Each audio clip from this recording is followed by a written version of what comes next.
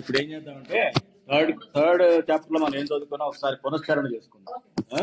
దానికి ఏం చెప్తానంటే నేను భగవానుడిని అర్జునుడు అడిగాడు కదా, అర్జున ఉవాచ తాత్పర్యం చదవండి ఒకళ్ళు. తాత్పర్యం అంటే శ్లోకం 36 నుంచి శ్లోకం 36వ శ్లోకం నుంచి తాత్పర్యాలు చదువుకుంటూ రండి ఒకళ్ళు. తర్వాత నేను తమిళలో సెలబ్రేట్ చేసేసి మీకు ఒకసారి రికలెక్షన్ అనమాట. ఎక్కడ మొదలు పెడతారు? 36వ శ్లోకం అక్కడ మొదలు పెట్టండి. తాత్పర్యం చదవండి చాలు. 36. అర్జునుడు పలికెను, ఓ కృష్ణ, మానవుడు తనకు ఇష్టం లేకుండాను ఇతరుల బలవంతం చేసినట్లుగా దేని ప్రభావం చే ప్రతినిధుడై పాపములను చేయుచుండును. తర్వాత శ్రీ భగవాన్ ఆయన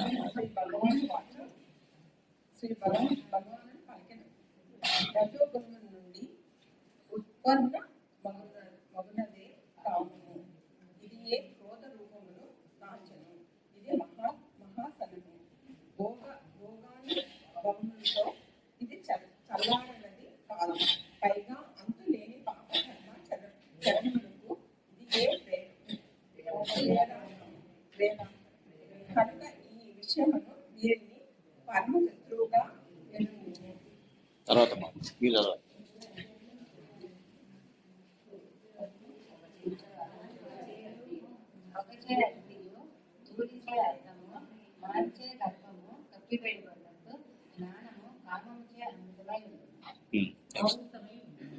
నెక్స్ట్ మీరు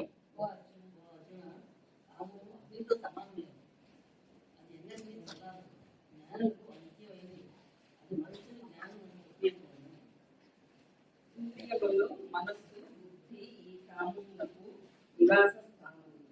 ఇది మనోబుద్ధియముల ద్వారా జ్ఞానమును తప్పివేసి జీవాత్మను మోహితులుగా చేయును. 101. అర్జున, మొదట ఇంద్రియాలను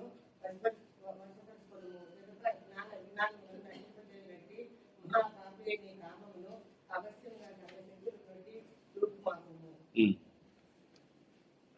స్థూల శరీరం కంటేను ఇంద్రియములు బలీయము, సూక్ష్మము, శ్రేష్టము అని పేర్కొన్నారు. ఇంద్రియముల కంటేను మనస్సు దాని కంటేను బుద్ధి శ్రేష్టమైనది. ఆ బుద్ధి కంటేను అత్యంత శ్రేష్టమైనది సూక్ష్మమైనది ఆత్మ. ఈ విధముగా బుద్ధి కంటేను ఆత్మ పరమైనదని అనగా సూక్ష్మము, బలీయము మిక్కిలి శ్రేష్టము అయినదని తెలుసుకొని ఓ మహానుభావు బుద్ధి ద్వారా మనస్సును వశపరుచుకొని దుర్జయ శత్రువైన కామమును నిర్మూలించును. అర్థమైంది కదమ్మా? మనం చూసాం, గుణాలు చూసాం. కర్మ దేని వలన ప్రభావితం అవుతుంది అని ప్రకృతి చదువుకున్నాం. ప్రకృతి వల్ల మన స్వభావం ఎఫెక్ట్ అవుతుంది అని తెలుసుకున్నాం. ప్రకృతి అంటే 3 గుణాలు అని తెలుసుకున్నాం. సత్వ, రజ, తమో గుణాలు. వాటి ప్రభావం లేదే మనం ఏ పని చెయ్యం. మనం చేసే ప్రతి పనిలో ఇందులో ఏదో గుణం ఉంటుంది, ఎక్కువ తక్కువ ఉంటూనే ఉంటుంది. ఈ గుణం లేకుండా మనం ఎటువంటి కర్మ చెయ్యము. అది మనం తెలుసుకున్నాం. ఆ తర్వాత ఏది నిజమని చెప్పింది బాగానే ఉంది. ఆ గుణాల చేత నేను పనులు చేద్దాం అనుకున్నాను, కానీ పాప పనులు చేద్దాం అనుకోను కదా. అలా గుణాలు ప్రకృతిలో ఉన్నాయి, తప్పదు. ఆ గుణాలతో నేను పని చేయాల్సి వస్తుంది. ఎలాగైతే పని చేయాలంటే నా చేతిలో కాళ్ళు అన్ని మా మైండ్ ఎలా వాడతారో అలాగే ఆ గుణాలతోనే నేను చేస్తా. ఆ యాటిట్యూడ్తో పని చేస్తా. కానీ పాప పనులు చేయాలనిపించదు కదా. కానీ పాప పనులు చేస్తున్నామే, ఎవరో తోసినట్టుగా ఆ పనులు చేస్తున్నానే, ఎందుకు అని అడిగాడు అర్జునుడు. దానికి శ్రీకృష్ణుడు చెప్పాడు. ఇప్పటివరకు తాత్పర్యాల్లో ఏమొచ్చింది? ఫస్ట్ క్రోధం, కామము, తర్వాత క్రోధం. ఈ 2 చెప్పాడు కదా. ఇప్పుడు తాత్పర్యాలు చదివారు కదా మీరు. ఈ 2 బలీయమైనవి. కామ క్రోధాలు 2 కూడా జంట కవులు, వాళ్ళు కలిసే వస్తాయి ఎప్పుడు వచ్చినా సరే. ఈ 2 వల్లనే మనకి పాపకర్మ చేస్తాము అని ఇందులో చెప్పాడు. కాబట్టి వాటిని మనం అదుపులో పెట్టుకుంటే తప్ప ఆ ఇంద్రియ నిగ్రహం సాధ్యం కాదు. ముందు అదుపులో పెట్టాల్సి ఇవి 2 పెడితే ఇంద్రియ నిగ్రహం వస్తుంది. అప్పుడు దీనికన్నా సూక్ష్మమైనది ఏంటి? బుద్ధి కన్నా సూక్ష్మమైంది ఆత్మ అని గ్రహించి నువ్వు కర్మ చెయ్యి అని చెప్తున్నాడు. ఇక్కడ 2-3 విషయాలు నేను చెప్పదలుచుకున్నాను. ఈ కామం వలన ఎఫెక్ట్ వలన మన మన యొక్క శాస్త్రాల్లో ఏ రకంగా మనం తెలుసుకోవచ్చు, ఈ కోరిక అన్న దాని వల్ల ఏ రకంగా పతనం అవుతారు, ఆత్మ పతనం అవుతుంది అన్న విషయాన్ని కూడా మనం తెలుసుకుందాం. ఎట్లా అంటే మనం ఇదే విషయాన్ని ఆయన స్వధర్మం గురించి చెప్పాడు ఇదే చాప్టర్లో ఇంతకుముందు. స్వధర్మం చేయాలి, పరధర్మం చేయొద్దు. స్వధర్మంలో మనం ఫెయిల్ అయినా పర్వాలా, అందులో ఓడిపోయినా పర్వాలా, పరధర్మంలో గెలిచినా పర్వాలేదు, గెలిచినా అనవసరం తప్ప స్వధర్మంలో ఓడిపోయినా పర్వాలేదు. కాబట్టి స్వధర్మమే చెయ్యాలి అంటే దాని అర్థం ఏంటి? నువ్వు ధర్మం ఇది మంచిది, ఇది పాపం కాదు, ఇది మంచి కార్యక్రమం, మంచి కర్మాన్ని చేస్తున్నప్పుడు అందులో ఫెయిల్ అవ్వచ్చు, అందులో మనం ఫెయిల్ అవ్వచ్చు, కానీ మనం అయినా కూడా చెయ్యాలి. దానికి ఏంటి ఉదాహరణ చెప్తాను ఒకసారి. ఓకే ఏమ్మా, అది ఎలాగా అన్నదానికి ఇప్పుడు ఉదాహరణకి మనం మంచి చేద్దాం అనుకున్న టైంలో ఏదో చెడు అవాంతరం వస్తుంది, అయినా కూడా మనం మంచిగా చేయాలి కానీ చెడు చేయకూడదని చెప్తున్నాడు. ఉదాహరణకి భీష్ముడు, ఇప్పుడు కృష్ణుడు ఉన్నాడు. కృష్ణుడు ఫస్ట్ మహాభారత యుద్ధంలో ఎవరిని చంపాడు అంటే పాండవులు ఎవరిని చంపారు? భీష్ముడిని చంపారు. ముందు భీష్ముడినే చంపారు. ఎందుకని ఫస్ట్ ఎందుకు ముందే భీష్ముడిని చంపేయాల్సి వచ్చింది? దానికి కృష్ణుడు కారణం చెప్తాడు. ఎందుకు అంటే భీష్ముడు మంచివాడే కదా, పైకి చాలా మంచివాడు.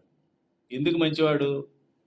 ధర్మరాజుకి యుధిష్ఠిరుడికి చివరిలో శాంతిగా ఎలా ఉండాలి, మంచిగా ఎలా ఉండాలి, ధర్మంగా ఎలా ఉండాలి అని శాంతి పర్వం అని మొత్తం శాంతి పర్వం ఉంది మహాభారతంలో. అదంతా కూడా భీష్ముడు ధర్మరాజుకి చెప్పినట్టు నీతిపోదే. 18,000 శ్లోకాలు ఉన్నాయి. 18,000 శ్లోకాలు ఉన్నాయి. కేవలం భీష్ముడు ధర్మరాజుకి చెప్పినటువంటి నీతి పాఠాలే. శాంతంగా ఎలా ఉండాలి, మంచిగా ఎలా ఉండాలి, ధర్మంగా ఎలా ఉండాలి చెప్పినటువంటి అన్ని చెప్పినా కూడా భీష్ముడికి లోన శాంతి ఉందా? లేదు. చెప్పడానికి చెప్తున్నాడుగా, లోన శాంతి లేదు. ఎందుకని శాంతి లేని విషయాలు తెలుస్తుందంటే మనకి ధర్మరాజుకి చెప్పినప్పుడు ధర్మరాజు కూడా శాంతి రాలా. ఈ 18,000 శ్లోకాలు చెప్పినా కూడా అట్లాగని సత్సంగం అంతా అయినా కూడా మీరు శాంతి రాలేదనుకో, సంథింగ్ రాంగ్, నేను చెప్పిన దాంట్లో ఏదో తేడా ఉందని అర్థం. అర్థమైందమ్మా? అంటే ఏంటి? నేను ఆచరించకుండా చెప్పడం ఏదో చేస్తున్నప్పుడు దాని ప్రభావం మీద అంత రాదు. అది ఇక్కడ మీరు గమనించాల్సింది. భీష్ముడు ఆచరించకుండా ఏదో చెప్తున్నాడు, మంచిగా మళ్ళీ వల్ల వేస్తున్నాడు అన్ని కూడా, కానీ తనంతటి అధర్మాన్ని సపోర్ట్ చేశాడు. ద్రౌపది అవమానం చేస్తున్నప్పుడు అడ్డుపడలా, ఏమీ చేయలేదు. ఇన్ని చేసుకో అది ఎప్పుడు ఒక పక్కనే కూర్చున్నాడు, అధర్మం వైపు ఉన్నాడు.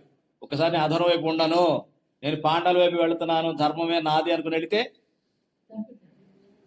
సంపాల్సిన అవసరం కాదు కదా. ఆయన ధర్మానికి, ఆయన చెప్పిన దానికి, ఆయన చేసిన దానికి రెండు మ్యాచ్ అయ్యేవి కదా, అంతే కదా. అదే అనమాట స్వధర్మం ఏంటి అవుతుంది. యాక్చువల్గా లోపల మంచివాడే, స్వధర్మం మంచిగా ఉండాలనే ఉంది, కానీ ఏం చేశాడు? పరధర్మం కోసం పోరాడాడు. తనకి ఇష్టం లేకపోయినా దుర్యోధనుడు నా కుటుంబం వాడు ఉప్పు తింటున్నాను వాడి అలా ఏదో చెప్పుకొని తప్పు పని చేశాడు, చివరికి వాడు ఇబ్బంది పడ్డాడు. చూసారు, ఇది స్వధర్మంతో మన కష్టాలు పడినా పర్లేదు, కానీ పరధర్మంతో చాలా నాకు మిత్తులు వస్తాయి, భగవంతులు వస్తాయి, డబ్బులు వస్తాయి, అవి వస్తాయి అని కూడా చివరికి మిగిలేది అశాంతే. శాంతి ఎప్పటికీ రాదు. ఏమ్మా, ఉదాహరణ తీసుకుందాం. ఇంకొంచెం మనం ఆధ్యాత్మికంగా ముందుకెళ్ళాం కదా, నేను చెప్పే కొంచెం అర్థమవుతూ ఉండాలి. ఈ పాటికి మీకు అర్థమవుతున్నాయని చెప్తున్నవి కరెక్టే. మనం పుట్టిన దగ్గర నుంచి ఇప్పటి వరకు కొంత జన్మ అయింది మనకి. అంటే ఇది ఒక చరిత్ర కదా, జరిగిపోయిందని చరిత్ర అంటాం కదా. ఏదైతే జరిగిపోయిందో దాన్ని చరిత్ర అంటాం. మన జీవితంలో కూడా చరిత్ర అయిపోయింది, ఇంకా జరుగుతోంది ఇంకా. కాబట్టి పుట్టిన దగ్గర నుంచి ఇక్కడ వరకు ఒక చరిత్ర అయ్యింది, అవునా? ఈ చరిత్రలో ఎన్ని జరిగినాయి? ఎంతో మంది కలిశారు, విడిపోయారు, బాధలు, దుఃఖాలు, సంతోషాలు, అవమానాలు, అభిమానాలు, గౌరవాలు, సత్కారాలు ఎన్నో జరిగినాయి. కానీ ఎన్నో జరిగింది కదా, కానీ మన చరిత్ర ఎప్పుడు స్టార్ట్ అయింది? ఎన్నో జన్మల చరిత్ర ఉంది, ఎన్నో జన్మల చరిత్ర. ఆ చరిత్ర కేవలం భగవంతుడికే తెలుసు, మనకు తెలియదు. అలాగే భీష్ముడి సంగతి లోపలే ఉంది, బయటకే మాట్లాడుతున్న ఎవరు తెలుస్తుంది? శ్రీకృష్ణుడు పరమాత్మ కాబట్టి ఆయనకి తెలుస్తుంది అనమాట. ఆయనకి తెలిసి ఆయన్నే ఇచ్చేసాడు అనమాట. కాబట్టి స్వధర్మం, పరధర్మం రెండు గుర్తుపెట్టుకోండి. స్వధర్మం అంటే నీ మనసు, నీ యొక్క స్వభావం, నీ ఆత్మ దేన్నైతే చక్కగా ధర్మం చేయాలనిపించి మీకు అనిపించింది అనుకోండి, ఆ ధర్మమే చేయండి. అందులో కష్టాలు వచ్చినా కూడా ఏముందిలే మనం కాసేపు అబద్ధం ఆడితే ఏం కాదు, అవి చేస్తే ఏం కాదు, అందరూ చేస్తున్నారంటే నువ్వు పరధర్మం వెళ్ళిపోతున్నావు. పరధర్మం వెళ్ళిపోయినప్పుడు నీకు ఇంకా అది దొరకదు, ఇంకా దొరికే అవకాశం ఉండదు. అవునా కదా?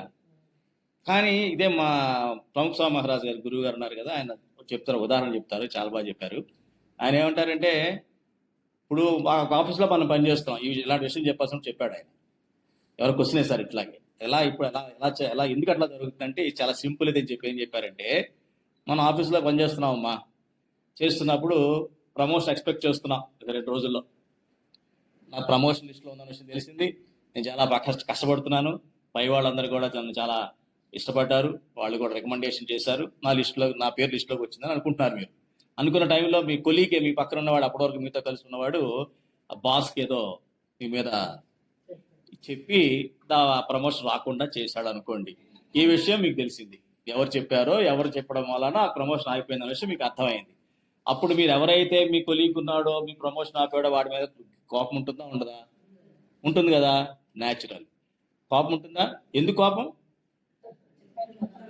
మీరు అనుకున్న లక్ష్యాన్ని సాధించకుండా, అందుకోకుండా చేయడంలో వీడు చేశాడు కదా. ఇప్పుడు మన పాయింట్కి వద్దాం. అది చెప్పారు ప్రముఖ స్వామి మహారాజ్. మీరు మానవ ధర్మ జన్మ యొక్క లక్ష్యం ఏమిటి? జీవితం గడుపుతున్నప్పుడు ప్రశాంతంగా గడపాలి, జీవితం నడుస్తున్నప్పుడు ప్రశాంతంగా ఆనందంగా ఉండాలి. దానికి ముఖ్య సూత్రం ఏంటి? ధర్మం. కష్టాలు ఉంటాయి, కష్టాలుంటా మీరు ఆనందంగా ఉంటారు. ఇప్పుడు పెయింటర్ ఉంటాడు, వాడు డబ్బులు ఏమైనా వస్తాయా అంటే, మంచి ఎంఎఫ్ హుస్సేన్ లాంటి పెద్ద పెద్ద పెయింటర్స్ ఉంటారు, బొమ్మలు తీసుకుంటూ ఉంటారు, డబ్బులు పెద్దగా ఏం రావు, వాడు ఆస్పరుడు కాడు, కానీ వాడు అదే పని మీద ఉంటాడు. ఎందుకని? వాడి స్వధర్మం అది, వాడికి ఇష్టమైన పని అది, వాడికి ఆనందం ఇచ్చే పని అది. అట్లా తన ధర్మాన్ని తను నిర్వర్తిస్తూ ఉన్నాడు కదా. అలాగే మానవ జన్మ పుట్టిన తర్వాత మనం బతుకుతున్నంతకాలం హ్యాపీగా శాంతంగా ఉండాలి అంటే సత్పురుషుల సాంగత్యం ఉండాలి, ధర్మం ఫాలో అవ్వాలి, సత్సంగం ఉండాలి, మంచిగా ఆలోచిస్తూ మంచిగా ఉండాలి. అంతే కదా. అది ఈ రెండు. అలాగే అంత్యదశలో ఎలా ఉండాలి? చనిపోయేటప్పుడు అట్లా ఉండాలి. చనిపోయేటప్పటికి మనకి ముక్తి ధామం, అక్షరధామం. అక్షరధామం అంటే ఏంటి? ఇంకా ఎటువంటి కష్టాలు, ఇలాంటి పద్దాక ఈ సర్కస్ అంతా ఉండకుండా ఇప్పటికే ఆనందంగా పరమాత్మతో కలిసి ఉన్నట్టయితే, ఇప్పటికీ మీరు చాలా మంది పరమాత్మని కానీ అనుభవించిన వాళ్ళు ఎవరైనా ఉంటే మీకు నేను చెప్పేది బాగా అర్థమవుతుంది. మన ఇష్టదైవాన్ని కనుక ప్రతి క్షణం మనం ముందు తలుచుకుంటున్నట్టయితే మనం హాయిగా చాలా ప్రశాంతంగా ఉంటాం. అది చాలా వరకు అనుభవం అయి ఉండాలి. నాకైతే అనుభవమే, మీకు కూడా బిలో కొంతమందికి అయి ఉంటుంది నేను అనుకుంటున్నా. అవ్వకపోతే మీరు ఫాలో కాండి, అది మట్టు ఫాలో అయితే మీకు ప్రశాంతంగా ఉంటారు. అది అంటే ముక్తి కూడా మన గ్యారంటీకి రావాలి. ఈ లక్ష్యానికి అడ్డుపడేది అధర్మం అయినప్పుడు, పాప పని అయినప్పుడు ఎందుకు చేయాలి? అది చేయకూడదు కదా, దాని కోపం రావాలి కదా. ఇప్పుడు నా మీద నా ప్రపోజల్ ఎవడైతే ఆపాడో వాడి మీద కోపం రావాలి కదా, నాకు కోపం ఉంది కదా, న్యాచురల్గా వస్తుంది కదా. మరి ఇక్కడ రావట్లేదేంటి? అది అని చెప్పి. ఎందుకని? మన చరిత్రని, మన జీవిత చరిత్రని మన పుట్టిన దగ్గర నుంచి లెక్క పెట్టుకుంటున్నాం, కానీ ఎన్నో జన్మ చరిత్ర అయిపోయిందని గమనించట్లా. ఆ జ్ఞానం మనం మర్చిపోతున్నాం. ఈ పుట్టిన ఈ రూపంలో ఉన్నటువంటి చరిత్ర అనుకుంటున్నాను, కానీ అరే బాబు, ఇలాంటి రూపాలు ఎన్ని తీసుకున్నానో, నా జన్మలో చరిత్ర చాలా ఉంది అన్న విషయం ఎందుకని? నాకు ఇంకా ముక్తి రాలేదంటే చరిత్ర చాలా దొరుకుతున్నట్లు లెక్క. ఇంకా జరగకపోతుందని కూడా మనకి ఆటోమేటిక్గా అర్థమైపోతుంది. ఈ జన్మలో ఇంకో చాలా జన్మలు, ఎన్ని జన్మలు ఉన్నాయో అన్న విషయం గ్యారెంటీగా తెలిసిపోతా ఉంది. మన ఈ సత్సంగంలో ఉన్నాం కాబట్టి ఆటోమేటిక్గా. మరి కోపం రావాలి కదా. దేని మీద కోపం రావాలి? ఈ కామక్రోధాల మీద కోపం రావాలి. దాని శత్రువు కింద చూడాలి. ఎందుకని? మన లక్ష్యాన్ని చేరుకోవడానికి అవి అడ్డుగా నిలబడి ఉన్నాయి. అది గమనించాలి. ఇది ధర్మ సూక్ష్మము. మీరు పురాణాలు చదివినా, శాస్త్రాలు చదివినా, బయట ఎక్కడన్నా వింటున్నా, మీరు గమనించాల్సింది ఏమిటి? అక్కడ పాత్రధారుడు, వీడు ఆడిపొడిచాడు, ఇది చేశాడు, ఈ కాదు, స్టోరీ కాదు, సినిమా స్టోరీగా చూడాల్సింది మనం. ఈ ధర్మ సూక్ష్మాలను గ్రహించాలి. ఎవరైతే ఈ ధర్మ సూక్ష్మాలను గ్రహిస్తారో వాళ్ళ ఆధ్యాత్మికతలో ముందున్నట్టు లెక్క. లేకపోతే వాళ్ళకి శాంతి అనేది రాదు. ఎందుకంటే ఎప్పటికీ వాళ్ళకి భగవంతుడు అర్థం కాడు. ఇప్పుడు రాబోయే 4వ అధ్యాయంలో భగవంతుడిని అర్థం చేసుకునే ప్రయత్నం చేస్తున్నాం మనం. ఇప్పటి వరకు మనం కర్మ ఎలా చేయాలో తెలుసుకున్నాం, కానీ పరమాత్మ అంటే ఎలా ఉంటాడు, ఆయన ఏంటి, అసలు ఆయనకి మనకున్న బంధం ఏంటి, నాకు 4వ అధ్యాయంలో చెప్పబోతున్నాడు. అంటే దీని ద్వారా మనకు తెలిసింది ఇది. ఒక కథ కూడా చెప్పుకుందాం. ఒక కథ, కోపము మనిషిని ఏ రకంగా తీసుకెళ్తున్నారు దానికి. ఏమా శృతాయుధ అని ఒక అతను ఉన్నాడు. శృతాయుధ అని ఒక అతను ఉన్నాడు. అతను కౌరవ సైన్యంలో యుద్ధం చేశాడు. అతని తల్లి తల్లులందరికీ ఇదే బాధ, కొడుకులు చెప్తే వినరు. ఉం? వాడి కర్మ వాడు అయిపోతుందో తెలుసు వీళ్ళకి, అయినా కూడా చూస్తూ ఉండాల్సిందే, అంతే కదా. తల్లిదండ్రులు అంతకన్నా ఏం చేయగలరు? ఏమీ చేయలేం. ఆ తల్లి కూడా గమనించింది, వీడు ఎవరి తరపున పోరాడుతున్నాడు? అధర్మం తరపున పోరాడుతున్నాడు. కౌరవులు అధర్మం కదా, కౌరవుల తరపున పోరాడుతున్నాడు.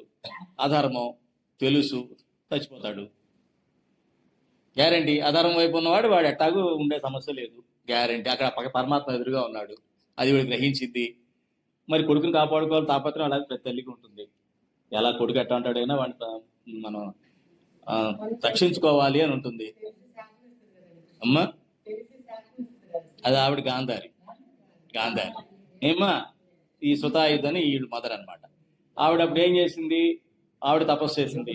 కొడుకుని తపస్సు చేయమంటే వాడు చేయడు. వాడు ఎట్లాగో ఇంకంతే, ఇంకా దుర్యోధన పార్టీ అంటే ఇంకా అటు చేయడు. ఇక ఆడు కొడుకు తరపున ఈవిడే తపస్సు చేయడం ప్రారంభించింది. తపస్సు చేసి ప్రసన్నం చేసుకుంది, వరుణదేవుడిని ప్రసన్నం చేసుకుంది. వరుణదేవుడిని ప్రసన్నం చేసుకుంటే వరుణదేవుడు వచ్చి, ఏమ్మా చెప్పు, ఏంటి, ఏం వరం చేయాలి కావాలి చెప్పమంటే, నా కొడుక్కి చావు ఉండకూడదు. యాక్చువల్ కదా ఎవరినైతే అంటారు, నా కుమారుడికి చావు ఉండకూడదు అంటుంది. అది మాత్రం అసాధ్యమమ్మా, అది అయ్యే పని కాదు. చావు లేకపోవడం అన్నది అయ్యే పని కాదు. కానీ ఒకటి పని చేయగలను, తనకి చావు లేకుండా అతను చూసుకునే ప్రయత్నం చేయగలరు. కండిషన్ ఉంటుంది. ఆ కండిషన్ అతను ఫుల్ఫిల్ చేయనంత వరకు, చేస్తున్నంత వరకు అతనికి మరణం అన్నది ఉండదు. ఒకసారి ఆ కండిషన్ అతను ఫెయిల్ అయ్యాడంటే ఇంకంతే అని చెప్పి ఏం చేస్తాడు, ఒక గద ఇస్తాడు. ఈ గద ఇచ్చి, ఈ గద పట్టుకోమని, ఈ గద అతను కాపాడుతుంది. ఎటువంటి అస్త్రం ఎదుటివాడు బ్రహ్మాస్త్రం వేసినా సరే ఇది కాపాడుతుంది, వాడిని ఏం చేయలేదు వీటి దగ్గర ఉన్నంతసేపు. అయితే ఒకటే ఒక కండిషన్, ఆ ఎదురుగా ఉన్నవాడు అస్త్రం లేకుండా ఉండి వాడి మీద కనుక నువ్వు దీన్ని వాడేవంటే మటుకు ఉపయోగపడుతుంది అని చెప్తాడు. బ్రహ్మాండంగా ఉంది. మనకి ఎప్పుడు మనకి ఏదైనా వరం వస్తే మనం విరవైపోతాం కదా. మనలో అహం ఇమీడియట్గా ఏమవుతుంది, మొత్తం మన బాడీ లాంగ్వేజ్ మారిపోతుంది. ఇలా కూర్చున్నాడు ఇలా అయిపోతాం, ఇలా చూస్తాం, కళ్ళు అలా పైకి వెళ్ళిపోతాయి కదా. ఇక రకరకాలుగా ఉంటుంది. దాని వికారాలు, మన ఎవరు వికారాల గురించి బాగా చెప్తారు. సహజలక్ష్మి గారు లేరు, ఆవిడ వెంటనే క్యాచ్ చేస్తాం వికారాలు అని. మానసిక వికారం స్టార్ట్ అవుతుంది. మన వికారాలు ఉన్న విషయం అర్థం కాదు ఎప్పుడు, మళ్ళీ దెబ్బతినేంత వరకు కదా. ఎనీవే, ఆ రకంగా వీళ్ళలో అహం వచ్చిన తర్వాత ఇక రెచ్చిపోతున్నాడు యుద్ధంలో, అంతే కదా. మనకు ఏమన్నా వరం ఇచ్చారంటే మనం ఆగుతామా? దయ్యం వాడేయాలి అర్జెంట్గా. టక వాడికి జనాలు చంపుకుంటూ పోతున్నాడు. ఇంక అందరికి పిచ్చెక్కిపోయింది పాండవ సైన్యంలో. ఏమిటి వీడు ఎంత రెచ్చిపోతున్నాడు, మన పరిస్థితి ఏంటి అని. అంటే అప్పుడు శ్రీకృష్ణుడు ఉన్నాడు, పరమాత్మ ఉన్నాడు కదా అన్నిటికీ. మనం కూడా బాధలు వచ్చినప్పుడు వెళ్తాగా ఆయన దగ్గరికి వెళ్తాం, అంతకుముందు గుర్తురాడు కానీ పరమాత్మ ఎవడు చెప్పాడంటే పరమాత్మ అంటాం. బాధలు వచ్చినప్పుడు ఇటు ఎలా తెలియ వాళ్ళు ఆయన మనసులో పెట్టుకుంటాం. ఆయన చెప్తే వాడు చంపాల్సింది నేనే, ఇంకెవరు చంపలేదు. ఎందుకని వీళ్ళకి అర్థం కాదు. నువ్వెట్టు చంపుతావు, అసలు అస్త్రాలు ముట్టుకోగలరు. మీ యొక్క ప్రామిస్ ఏంటి? యుద్ధంలో వచ్చేప్పుడు నేను పాండవుల తరపుకి వస్తా, కానీ నేనైతే యుద్ధం చేయను. నా వల్ల మీకేం ఉపయోగం ఉండదు. నా వల్ల ఒక అస్త్రం ముట్టుకోను, బాణం ముట్టుకోను, గద ముట్టుకోను, ఏది ముట్టుకొని నేను యుద్ధం ఎవరితో చేయను. కావాలని నేను తీసుకోండి అన్నాడు. అయినా సరే అర్జునుడు, స్వామి నువ్వు రావడం గొప్ప, నువ్వేం ముట్టుకోవాల్సిన అవసరం, నువ్వు నా పక్కన ఉంటే చాలన్నాడు. తీసుకెళ్ళాడు. వీళ్ళందరికీ ఆశ్చర్యంగా వచ్చింది పాండవులకి. ఇని అసలు అస్త్రం ముట్టుకొని అన్నాడు, ఈ అట్ట చంపుతాడని. యాక్చువల్ మనకు వచ్చిన ఆలోచన కూడా అదే కదా అమ్మా, డౌట్ అదే కదమ్మా అనేప్పటికీ సరేమని వీడు ఏం చేశాడు, మన శ్రీకృష్ణ పరమాత్మ దగ్గర అతను ఆయన పక్కకి వెళ్ళి గుర్రం వేసుకొని రథం వేసుకుని వెళ్ళి వాడిని ఇలా అప్పుడు పట్టడం, నెత్తి మీద లేకపోతే ఎక్కిరించడం, వేళాకోళం చేయడం, వాడిని ఇరిటేట్ చేయడం ప్రారంభించాడు. ఆ ఇరిటేషన్ వాడికి కోపం తెప్పించడం ప్రయత్నించాడు. కోపం ఎఫెక్ట్ చెప్తున్నానండి నీకు. అంటే కోపం కంట్రోల్ చేయడం చాలా కష్టం, కానీ చేసుకోవాల్సి తప్పదు. ఇది ఉద్దేశం అనమాట. వాడికి ఇంకా ఇలాగా విసిగించేటప్పుడు కోపం వచ్చేటప్పటికి ఆ గద విసిరేశాడు. ఇంకా అయిపోయాడు. గద ఎప్పుడైతే విసిరాడో ఆ దగ్గర అస్త్రం లేదు. ఎవరి దగ్గర? శ్రీకృష్ణ పరమాత్మ చేతిలో అస్త్రం లేదు. గద వెళ్ళింది. గద ఎవరిని కొట్టాలి? అక్కడ చెప్పింది బ్రహ్మ సరి గ్రహించలేదు వాడు. అది ఒకవేళ అస్త్రం లేని వాడి మీద విసిరితే అది వచ్చి నిన్నే కొడుతుంది అని చెప్పాడు వాడు. అది సరిగ్గా వెళ్ళాలి లాస్ట్ లో సెంటెన్స్ వాడు. ఎందుకంటే వరం రాగానే మిగతా వినం, కండిషన్ ఏం చూడడం. ఇంకా ఇప్పుడు ఒకటి కొంటే 2 ఫ్రీ అంటాడు, కింద చుక్కలు పెడతాడు, చుక్కలు చదవం ఇంకా ఆ 2 ఫ్రీ అని వాడ తీరా వెళ్ళా కాదు 100 రూపాయలు కట్టాలంటాడు. అదేంటి నువ్వు 2 ఫ్రీ అని 100 కట్టమంటాడు, కింద చూడలేదు చుక్కలు అంటాడు వాడు. అవునా? మీరు చుక్కలు చదవకుండా వస్తే చుక్కలు చూపిస్తాడు. అందుకని అంటే ఇదంతా మానవ సహజం అమ్మా. అందుకే మీకు మొదటి చెప్తున్నాను, ప్రతిదీ అన్ని సహజం అండి. మీకే జరగట్లా, నాకే జరగట్లా, ఇవి అందరికీ జరిగింది ఇదే. ఎంత మీకు ఏం జరగదు స్టోరీ. ఏ మనిషికైనా ఈ భూమి మీద పుట్టిన ప్రతి వాళ్ళకి ఇవి తప్ప ఏం ఉండవు. కాబట్టి మనం ఏదో కొత్తగా వింతగా చూడాల్సిన పని లేదు. అందుకే శ్రీకృష్ణ పరమాత్మ చెప్పాడు 2వ అధ్యాయంలో, ఏం చెప్పాడు? ఆశ్చర్యంగా చూడొద్దు దేన్ని అంటాడు. ప్రపంచంలో మీరు గుర్తుపెట్టుకోండి, మళ్ళీ నా ఆడియో వెనక వినండి, అది కూడా నేను చెప్పాను. నాను ఆశ్చర్యంగా చూడాల్సింది ఏంటి? ఆత్మని. నీ ఆత్మని. నా కళ్ళు రెప్పలు పడుతున్నాయి, ఇలా కన్ను పడుతూ లేస్తుంటుంది కదా, ఎవరు చేస్తున్నారు ఆ పని? అది గుర్తించు, అది గమనించు. పరమాత్మ దండం పెట్టుకో. ఊపిరి వస్తుంది, వెళ్తోంది, ఎవరు చేస్తున్నారు? పరమాత్మ. అదే దానికి ఆశ్చర్యపో. ఎంత పెద్ద బిల్డింగ్లు ఉండే హైటెక్ సిటీలో 100 అంతస్తులు అంటే నేను దానికి ఆశ్చర్యపోవడం. లేకపోతే ఇక్కడ కొత్త బంగారు కోటి పెట్టారంటే దానికి ఆశ్చర్యపోవడం. లేకపోతే కొత్త మోడల్ వచ్చిందని టీవీలు చూసి ఆశ్చర్యపోవడం. ఆయన ఉంటాడండి అసలు ఏంటండి ఆ మాట్లాడతాడు, ఆశ్చర్యపోవడం. ఈ భూమి మీద పుట్టిన దేనికి ఆశ్చర్యపోవాల్సిన పనిలే. అది ఈ క్షణం ఉంటే తర్వాత మళ్ళీ మారిపోద్ది. అర్థమైందమ్మా? ఒక్కళ్ళని ఆశ్చర్యపోండి, భగవంతుడిని, భగవంతుడి సత్పురుషుని, సత్సంగంలోని సత్పురుషుని. ఎందుకంటే వాళ్ళ వెనక మనం ఆశ్రయించినట్టు ఆ గుణాలు మనకు వస్తాయి, ఆ దైవ గుణాలు మనకు వస్తాయి. సత్సంగం యొక్క ప్రభావం అది. ఇప్పుడు ఎవరైతే మీ గురువు ఇక్కడ మాస్టర్ కూర్చున్నారో మా గుణాలు మీకు వచ్చే అవకాశం ఉంది ఎక్కువ. మీరు కనుక దాన్ని సరిగ్గా అబ్జర్వ్ చేసినట్లయితే అవి మంచి గుణాలు. దానివల్ల మీకు శాంతి వస్తుంది, ఆనందం వస్తుంది, రకమైన ఆనందం వస్తుంది. ఆనందం రాలా ఇప్పుడు అంటే ఏంటి? అందరికీ జరిగేదే నాకు జరుగుతుంది, ప్రత్యేకించి నాకేం సపరేట్ జరగట్లేదు, నా స్టోరీ వేరే లేదు, అందరి స్టోరీయే. సీరియల్ అటు ఇటు అవుతాయి, ఒక పార్ట్ ముందు ఉంటుంది, ఒకటి పార్ట్ వెనకాల ఉంటుంది, కానీ సీరియల్ అంతా ఒకటే, కథ అంతా ఒకటే ఉంటుంది కదా. అట్లాగా అదనమాట. అయిపోయిందా? కోపం వల్ల ఏమైంది? అవునా? కాబట్టి తన కోపమే తన శత్రువు. చిన్నప్పుడు చెప్పారు, గౌవ తెలుగు మాస్టర్ చెప్పగానే లేచి నిలబడి చెప్పేశాం. వాడు శభాష్ రా చాలా బాగా చెప్పావన్నాడు. మనం కూడా పొంగిపోయి ఇంటికి వచ్చి అమ్మకి చెప్పాం, వాడు పద్యం చెప్పామంటే బ్రహ్మాండంగా అని చెప్పాను అమ్మా నాన్న. అయిపోయింది అక్కడికి. కానీ సత్సంగం రా బాబు అని ఎవరు చెప్పాలా కదా. అది కాబట్టి కోపం వల్ల వచ్చినటువంటి ఇది. సో రేపు మీరు కోపం మీద ప్రాక్టీస్ చేస్తారా? ఆ హామీ ఇచ్చారుగా, ఇస్తారన్నారని చెప్పి నీకు కథ చెప్పా మీకు. ఉంటుందమ్మా, కోపం లేకుండా ఎందుకు ఉంటుంది? ఉంటాయమ్మా, కోపాలు ఉంటాయి. ఎందుకంటే నాకు కూడా కోపం ఉండాలి. కోపంలో మూడు అంటే స్థాయిలు ఉంటాయండి. స్థాయిలు ఉంటాయి. అధమ కోపము, మధ్యమ, ఉత్తమ. అంటే ఉత్తముడి కోపం ఎట్లుంటుంది?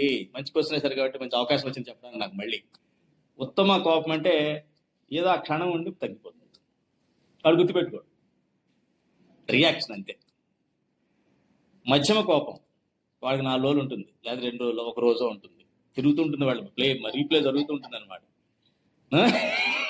ఆ రీప్లే జరిగి ఆ కోపం 1, 2, 3 రోజులు ఉంటుంది. ఇక అధమ కోపం వాడికి జన్మ పోయేంత వరకు ఉంటుంది, అటు చచ్చేంత వరకు కోపం ఉంటుంది. ఏమ్మా కోపం భగవంతుడు ఏది కూడా ఊరికినే ఇవ్వడు మనకి. భగవంతుడు ఏది మనకు ఊరికినే ఇవ్వడు. దాన్ని పొదుపుగా, పంచిగా, చక్కగా అదొక బయటికి వెళ్ళవలసిన మన ప్రెషర్ తగ్గించుకోవడానికి ఒక మార్గం. కోపం తప్పేం లేదు. గాంధీ మహాత్ముడు ఆగ్రహం వల్లనే మన స్వాతంత్రం తీసుకొచ్చాడు. దాని పేరేం చెప్పారు? సత్యాగ్రహం అన్నారు. ఎందుకని? దానివలన మనం చేసే పని వలన ఉన్నతమైన లక్ష్యం సాధిస్తాం అన్నమాట. ఉన్నతమైన లక్ష్యం సాధించడం కోసం శ్రీకృష్ణ పరమాత్ముడు భారతంలో చాలా తప్పులు చేశాడు, అబద్ధాలు ఆడాడు, మోసం. అది కూడా చెప్పబోతున్నాను ఇప్పుడు మీకు. ఎందుకు చేశాడు? ధర్మం కోసం. మీ కోపం రావాలి. కోపం ఎప్పుడు రావాలి? మంచిగా ఒక సత్యాగ్రహం రావాలి. దానివల్ల లార్జర్ పర్పస్ అంటే మహోన్నత ఉద్దేశం ఏమైనా ఉంటే దాని మీద కోపం రావాలి, దానికోసం రావాలి. అంతేగాని చిన్న చిల్లరాటికి కోపాలు వస్తున్నాయంటే అది అధమ స్థాయి కోపం అన్నమాట. అది అధమ స్థాయి కోపం. దానివల్ల తనే పతనం అయిపోతాడు. ఆత్మ ఉన్నతం కాదు. మనిషి జన్మ వచ్చినా కూడా వాడు జంతువు స్థితి దగ్గారిపోతూ ఉంటాడు రోజు రోజుకి. మరి అటు పోరాటి వెనక్కి వస్తున్నావేంట్రా, జారిపోతున్నావేంట, లాటరల్ స్లైడ్ పిల్లల్ని ఎక్కిస్తాం, మనం కింద జారుతుంటాడు, మన పైకి దోస్తుంటే. ఆ రకంగా మనమే కింద జారిపోతుంటాం. ఎంతో కష్టపడి మానవ జన్మ తెచ్చుకొని మళ్ళీ జంతువు పోవడం ఏంటి కదా. అది మంచి క్వశ్చన్ అమ్మా. కోపం వస్తుంది, కోరికలు ఉంటాయి, కానీ అన్ని లిమిట్లో పెట్టుకోవాలి, దాన్ని పవిత్రీకరించుకోవాలి. అది ఏమ్మా. అది ఇంకొకటి అసలైన మహానుభావుడు ఉన్నాడండి. ఆయన స్టోరీ కూడా చెప్పుకుందాం. విశ్వామిత్రుడి కథ. వాడు పతనమైంది, కోపం వలన పతనం అయ్యాడు, కామం వలన పతనం అయ్యాడు.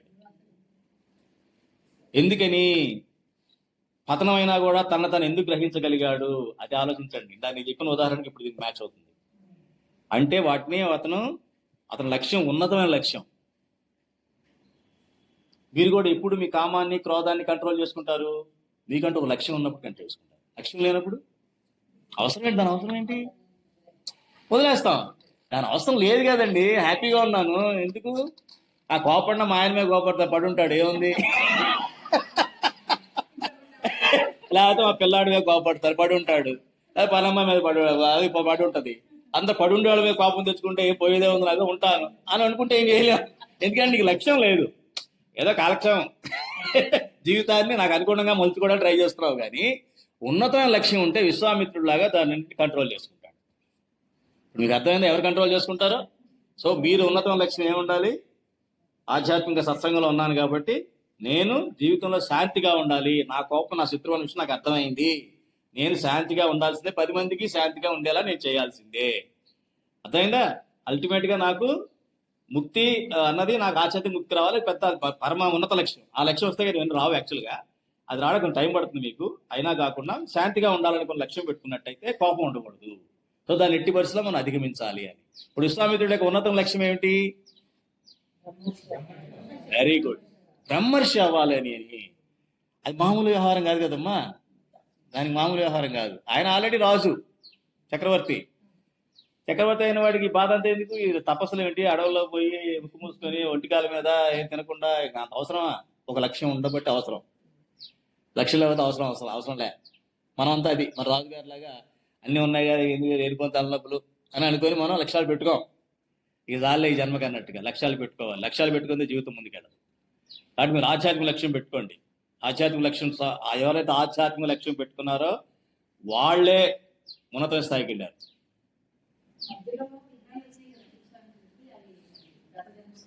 అమ్మా చెప్తాను, అవి కూడా చెప్తాను. ఇప్పుడు విశ్వామిత్రుడు స్టోరీ స్టార్ట్ చేద్దాం. రాజుగారు ఏం చేశాడు? వశిష్ఠ మహర్షి ఒకసారి అలా వెళ్తూ ఉంటే సైన్యాన్ని వేసుకొని వశిష్ఠ మహర్షి ఆశ్రమానికి వెళ్ళడం జరిగింది. అక్కడికి వెళ్ళినప్పుడు అక్కడ ఈయనందరికీ, ఇంతమంది సైన్యానికి, ఇంతమంది రాజ పరివారానికి కూడా బ్రహ్మాండ అతిథి సత్కారాలు వాళ్ళ లెవెల్లో చేశాడు. ఇప్పుడు మనకి ఎవరైనా చుట్టాలు మన ఇంటికి వస్తే మన లెవెల్లో చేస్తాం, కానీ వాళ్ళ లెవెల్లో చేయం కదా. ఏదో సీఎం గారు మన ఇంటికి వచ్చాడు అనుకోండి, ఈ మన లెవెల్లో చేస్తాం, మ్యాక్సిమం మహా అయితే ఇంకొంచెం ఎక్స్ట్రా చేయగలుగుతాం, కానీ వాళ్ళ లెవెల్లో ఎక్కడ చేస్తాం? అంతమంది మార్బలానికి వాడికి రోజు 5 స్టార్ 7 స్టార్ అకామిడేషన్ చూడగలమా? చూడలేము. కానీ ఇక్కడ వశిష్ఠ మహర్షి చూస్తున్నాడు. అట్లా అడవిలో ఉండి కుటీరంలో తాను ఉంటున్నాడు. వచ్చిన అతిథిని వాడి లెవెల్లో మర్యాద చేస్తున్నాడంటే జలసి వస్తుంది న్యాచురల్గా. వాడికి జలసి వచ్చింది విశ్వామిత్రుడికి. అడిగాడు, ఏంటి ఎలా చేశారు మహర్షి అంటే కామధేను చూపించాడు. నా దగ్గర ఈ కామధేను ఉంది, అది మనం ఏది కోరుకుంటే అది ఇస్తుంది అని చెప్పేసి. అవునా? విలువైన అన్నీ కూడా రాజుల దగ్గర ఉండాలి, మీకేం సంబంధం? ఏదో మనకు అవసరం ఈక్వేషన్ వాడతాం కదా, కార్డు వాడేస్తాం. మనకు అనుకూలమైన కార్డు ఏదో తీసి బయటికి అది ఆడేస్తాం అనమాట కదా. అది ఆ కార్డు తీసాడు బయటికి. ఏంటి? నేను రాజుని. సో రాజుల దగ్గర ఉండాలి అమూల్యమైన వజ్రాలు, డైమండ్స్, రత్నాలు అవన్నీ ఉండాల్సింది చక్రవర్తి దగ్గర. ఈ దేశ రాజు దగ్గర, రాజాది నేత దగ్గర ఉండాలి కదా. నీ దగ్గర ఉండాల్సింది ఋషివే కదా అన్నాడు. అంటే ఇచ్చేయమంటాడు. నేను ఇవ్వను, ఇది నాకు, దీనికి నాకు రోజు నాకు ఎన్నో యజ్ఞాలు చేస్తుంటాను, ఎన్నో తపస్సులు చేస్తుంటాను, దానికి కావాల్సినటువంటి అన్ని సరంజామా కూడా అలా కోరుకుని నాకు ఇలా వచ్చేస్తున్నాయి, నేను ఎవరి మీద ఆధారపడవలసిన లేదు, దానివల్లే లోక కళ్యాణం జరుగుతుంది నేను చేసే యజ్ఞ యాగాదుల మూలన అని చెప్పేసి. ఇంకా ఋషులు ఎవరు వాళ్ళ కోసం ఏది చేసుకోరు, వాళ్ళు ఏం చేసినా కూడా లోక కళ్యాణం కోసం చేస్తారు అని చెప్పాడు. అదేం కాదు, నాకు ఇచ్చేస్తామంటాడు. అంటే ఇవ్వనంటే అప్పుడు తనతో యుద్ధం చేస్తాడు. వశిష్ఠ మహర్షితో యుద్ధం చేస్తే ఓడిపోతాడు. ఓడిపోయి కోపం వచ్చేస్తుంది ఎట్లాగా అని చెప్పేసి వెళ్ళిపోయి తర్వాత తపస్సుకి వెళ్తాడు. ఎందుకని వాడిలా ఇదే సత్యాగ్రహం అంటే. సత్యాగ్రహం అంటే ఇదే, ఉన్నత లక్ష్యాన్ని కోసం తెచ్చుకునే ఆగ్రహం సత్యాగ్రహం. గాంధీ మహాత్ముడికి ఎలా వచ్చింది ఈ సత్యాగ్రహం? ఆఫ్రికాలో వాడిని ట్రైన్లోంచి తోసేస్తే, ట్రైన్లోంచి ఫస్ట్ క్లాస్ ఎక్కనివ్వకుండా యూ బ్లాక్ ఫెలో అని చెప్పి బ్లడీ ఇండియన్ అనగానే తోయంగానే వాడికి ఒకసారి మనం ఇక్కడ ఇది కాదు, మనం మొత్తం మన ఇండియన్ రెస్పెక్టే బయట ఆత్మ గౌరవాన్ని నిలబెట్టాలి అని చెప్పి ఉన్నతమైన లక్ష్యం భగవంతుడు ఆయనకి ఇచ్చాడు కాబట్టి అక్కడ బయటకు వచ్చాడు. అది ఆగ్రహం. అలాగే ఇతనికి ఏమొచ్చింది ఉన్నతమైన లక్ష్యం? ఉన్నతం కాదు, తనకు ఉన్నతం కామధేనులు లాక్కు రావాలి అంతే. ప్రస్తుతానికి అదొకటే కోరిక అంతే. అనేటప్పటికి దానికోసం ఏం చేయాలి? ఆయన అయితే వశిష్ఠుని ఎదుర్కోవడం ఈజీ కాదు, అది అర్థమైపోయింది. ఎందుకంటే వీడు ఒక 100 మంది సృష్టిస్తే కామధేను అది 1000 మంది సృష్టిస్తోంది, అంతే కదా. వీడికి ఎంత సైన్యం ఉంటే దాని డబుల్ కామధేను సైన్యం తయారు చేస్తుంది, వాళ్ళు వచ్చి చంపేస్తారు. ఇంక లాభం లేదు నాకు కూడా అని చెప్పేసి తపస్సు చేస్తాడు. తపస్సు చేస్తే సరే వారం వస్తుంది. ఏమిటయ్యా నీ కోరిక? మనం ఇప్పుడు కూడా దగ్గర కోరుకుంటాం. ఉన్నతమైన లక్ష్యం ఇంకా రాలా వీడికి. ఉన్నతమైన లక్ష్యం వస్తే వేరే ఉంటుంది పద్ధతి. ఇంకా ఈర్ష్య, అసూయ, కోపం వాటిల్లోనే ఉన్నాయి ఈ కోరికలన్నీ కూడా. ఈ కోరికలు అందులో ఉన్నంతకాలం టెంపరీ అవన్నీ. అంటే దానివల్ల అది కోరిక తీరినా ఎంతకాలం ఉపయోగపడదు, దాని ఆనందం ఎంతకాలం ఉండదు. మళ్ళీ మొదలే అశాంతి, మళ్ళీ మొదలు. అట్లాగే వీడు వచ్చి అడిగాడు. అడిగితే భగవంతుని వచ్చి అడిగితే వాడు బ్రహ్మ ఏం చెప్పాడు? సరే నాకు అన్ని శస్త్రాలు అన్ని తెలియాలంటే. శస్త్ర విద్య, అస్త్ర విద్య కూడా ప్రపంచంలో ఎన్నైతే శస్త్రాలు ఉన్నాయో అవన్నిటి గురించి నాకు అర్థం కావాలి, నాకు వచ్చేసేయాలి జ్ఞానం ఇప్పుడే అంటాడు. అది తెచ్చుకోవాలని ఎంత టైం పడుతుంది? చాలా టైం పడుతుంది కదా. అలాంటి నాకు ఇప్పుడే వచ్చేసేయాలి అంటాడు. సరే అని ఇస్తాడు. మరి తపస్సు చేసి పెప్పించాడు కదా, సరే అని ఇమ్మీడియట్గా జ్ఞానం వచ్చేస్తుంది. ఆ జ్ఞానం రాగానే టప ఈయన కూడా అస్త్రాలన్నీ వాడుతూ ఉంటాడు. ఎన్ని శస్త్రాలు విసురుతూ ఉంటాడు. వశిష్ఠుడు బ్రహ్మదండం తీస్తాడు. బ్రహ్మదండం అంటే ఏదో కర్రే, కానీ ఆయన బ్రాహ్మీ స్థితిలో ఉన్న మనిషి, అంటే గుణాతీత స్థితిలో ఉన్న మనిషి. గుణాతీత స్థితిలో మనిషిలో ఉన్నాడంటే భగవంతుడితో సమానం. పరమాత్మకి ఆత్మ లాంటి వాడు అనమాట. ఈ సత్పురుషులు గుణాతీత సత్పురుషులు, వీళ్ళు గుణాతీత సత్పురుషులు. అంటే బ్రాహ్మీ స్థితిలో ఉంటారు వాళ్ళు, వాళ్ళకి ఆత్మతోనే ఉంటారు అనమాట. అటువంటి వాళ్ళు అనమాట వశిష్ఠ మహర్షులు అంటే. అది వాళ్ళ చేతిలో ఏది ఉన్నా దండం అనమాట. వాళ్ళని ఏది ముట్టుకోలేదు, ఎందుకంటే మాయ దాటి ఉంటారు కదా వాళ్ళు. సరే అని ఇలాగ బ్రహ్మదండ తినేటప్పుడు ఏ అస్త్రం పనిచేయదు. సో ఆయన తపస్సు అంతా అయిపోయింది, అవునా? అనేటప్పటికి ఇంకా లాభం, మళ్ళీ తపస్సు అయిపోయింది కదా, శక్తి అంతా అయిపోయింది. మళ్ళీ తపస్సు చేస్తాడు. చేసేటప్పటికి త్రిశంకు అన్నవాడు మొదలవుతాడు. త్రిశంకు అన్నవాడు ఒకడు ఉంటాడు రాజు. వాడు వెళ్ళి వశిష్ఠ మహర్షి నాకు స్వర్గం ఇలాగ బొందితో స్వర్గం అంటారు, అప్పుడు వచ్చింది అది ఆ సామెత. అంటే ఈ శరీరంతోనే నాకు స్వర్గంలోకి వెళ్ళాలని. అది ఎవరికి సాధ్యం కాదు, అట్టట్లా కుదురుతుంది. వెళ్ళాలి అంటే అలా కుదరదు అంటే, లేదు నాకు కావాలంటే వశిష్ఠ మహర్షి దగ్గరికి వశిష్ఠుడు ఒకటే ఇవ్వగలుగుతాడు నీకు, ఆయన దగ్గరికి వెళ్ళి అని చెప్తారు. సరే ఆయన వెళ్ళి వశిష్ఠుడికి వారు సేవ చేస్తాడు, మెప్పిస్తాడు. సో అంటే అది ఆయన ధర్మానికి వ్యతిరేకంగా ఇది చేయడు వశిష్ఠుడు. బ్రాహ్మీ స్థితిలో ఉన్న వాళ్ళు ఎవరు కూడా ధర్మానికి వ్యతిరేకంగా ఎట్టి పరిస్థితులు చేయనంటాడు. వాళ్ళ పిల్లల్ని అడుగుతాడు. వాళ్ళ పిల్లలు కూడా మా నాన్న కాదంటే మేము కూడా చేయమంటాడు. ఇంకప్పుడు దారిలో విశ్వామిత్రుడు తగ్గుతాడు. విశ్వామిత్రుడిని తగిలితే స్వామి మీరే నాకు చూపించాలంటే అంటాడు. వశిష్ఠుడి దగ్గరికి వెళ్ళాను, చేయలేదు. వాళ్ళ పిల్లల్ని అడిగాను, వాళ్ళు చేయలేదంటే వీడు కోపం, అంటే వాళ్ళు చేయలేదు నేను చేయాలని. వీడు ఆపోజిట్ పార్టీ కదా, వాళ్ళు చేయలేదు అయితే నేను చేస్తా అని. అంటే పిచ్చితనం అదంతా. అంటే ఎదుగుతారు ఇదంతా నెమ్మదిగా అనేటప్పటికీ సరే అని వీడు ఆ త్రిశంకుకి స్వర్గం క్రియేట్ చేయడం ట్రై చేస్తాడు. అది కుదరదు కదా, ఎట్లా కుదురుతుంది? 2 స్వర్గాలు ఎట్లా ఉంటాయి? భగవంతుడు పరమాత్మ సృష్టిలో పరమాత్మ అనుజ్ఞలైంది కొత్తది ఏది చూడడానికి వీల్లేదు. ఆల్రెడీ సెట్ అయిపోయింది సృష్టి. మీకు చెప్పాను చూసారా, మనుషులు నాకు అందరూ ఒకలాగే ఉంటాయి కష్ట సుఖాలని. అలాగే సృష్టి కూడా ఇలాగే ఉంటది.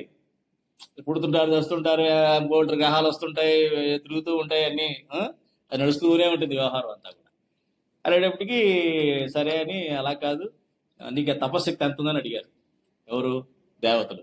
ఈ దగ్గర ఇంకెంత అకౌంట్ బ్యాలెన్స్ ఎంత ఉందంటే నాకు ఎంత ఉంది ఇంకెంత అని చెప్పాడు. దాంతో ఏదో చిన్న స్వర్గం వస్తుందిలే, రామోజీ ఫిల్మ్ స్టూడియోలో ఆడేది ఏదో చిన్న స్టూడియో అయితే వస్తుంది, నీకున్న శక్తితో దాన్ని క్రియేట్ చేసుకో, అది మధ్యలో అక్కడ పెట్టుకో అని చెప్పేసి దాన్ని పైకి రానివ్వకుండా వాడిని వాడు ఏంటంటే స్వర్గంలోకి వెళ్తే తోసేస్తారు. వాడిని తోసేస్తే వాడు తలకిందులుగా కిందకు పడిపోతుంటాడు వాడు. మరి వీడి తపశక్తి దాన్ని ఆపుతాడు అనమాట. ఆపిన తర్వాత మరి స్వర్గం కూడా ఇవ్వాలి కదా, స్వర్గం అయిపోతే వాడు ఆగడు. అనేటప్పటికీ చిన్న చిన్న మినీ స్వర్గం ఒకటి క్రియేట్ చేసి మధ్యలో దాన్నే త్రిశక్తి స్వర్గం అని అంటారు. వాడు అందులో ఉన్నాడు. మళ్ళీ తపశక్తి ఏమైంది? పోయి మళ్ళీ మొదలు. ఈసారి మళ్ళీ తపస్సు చేశాడు.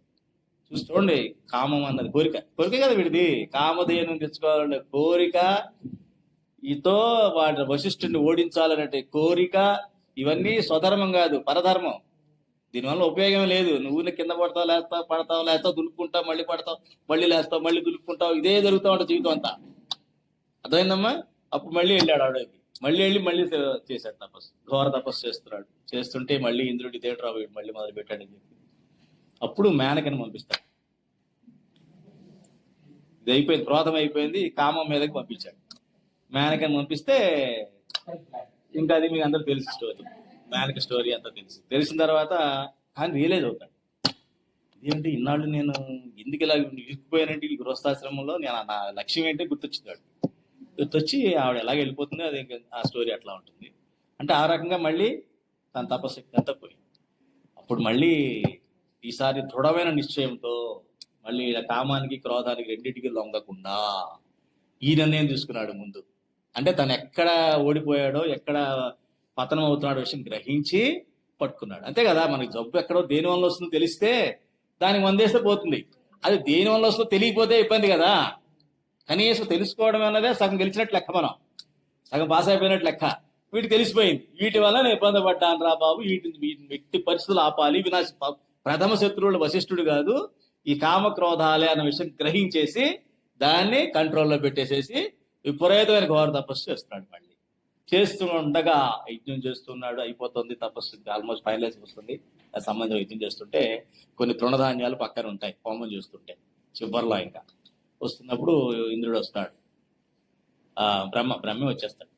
వచ్చి ఒక పూర్ బ్రాహ్మణ్ వచ్చి తినడానికి ఏమీ లేని వాళ్ళలాగా వచ్చి, నాకు ఆకలి తినడానికి ఏం లేదా, ఆ తృణధాన్యాలు ఇమ్మంటాడు తినడానికి. ఆ కాస్త ఇంకొక 5 నిమిషాలు 10 నిమిషాల్లో మన భాషలో అనుకుందాం, అప్పుడే ఎక్కువ ఉండొచ్చు. అది వేసేసి హోమం కంప్లీట్ చేస్తే ఈ ఎన్నాళ్ళు చేసే తపస్సుకి ఫలితం వచ్చేస్తుంది, యజ్ఞఫలం వచ్చేస్తుంది. మరి ఇది ఇచ్చేస్తే మళ్ళీ మొదలు పెట్టాడు కదా అని ఏం చేశాడు, అయినా కూడా ఇచ్చేశాడు. ఇది కరెక్ట్, ఇది ధర్మం.